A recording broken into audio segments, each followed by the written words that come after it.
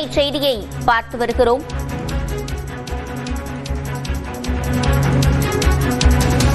குடியிருப்பு மற்றும் வணிக வளாகம் தொழில் நிறுவனங்களில் மின்சார வாகனங்களுக்கான சார்ஜிங் வசதி பொருத்துவதை கட்டாயம் ஆக்கியிருக்கிறது தமிழ்நாடு அரசு. விதிகளில் திருத்தம் செய்து அரசிதழில் இது வெளியிடப்பட்டிருக்கிறது. கூடுதல் விவரங்களை செய்தியாளர் அபினேஷிடம் கேட்கலாம். அபினேஷ், விவரங்கள்.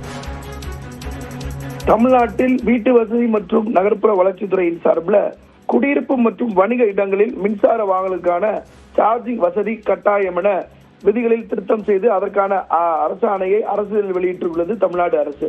குறிப்பாக இந்த விதிகளில திருத்தம் செய்து அதற்கான அரசிதழை தமிழ்நாடு வெளியிட்டக்கூடிய நிலையில ஒருங்கிணைந்த கட்டிட வளர்ச்சி விதிகளில இந்த திருத்தத்தை தமிழ்நாடு அரசு மேற்கொண்டிருக்கிறது.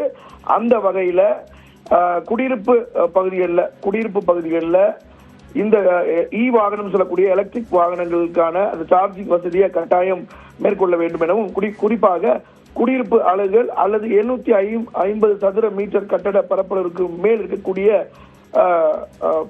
அபார்ட்மெண்ட்ஸ் உள்ளிட்ட வளாகங்களுக்கு தேவையான ஒவ்வொரு கார் பார்க்கிங் இடத்திற்கும் 2 சக்கர அல்லது 4 சக்கர வாகனம் நிறுத்தும் இடத்திற்கு மின்சார வாகனங்களுக்கு அந்த சார்ஜிங் வசதி வழங்கப்பட வேண்டும்.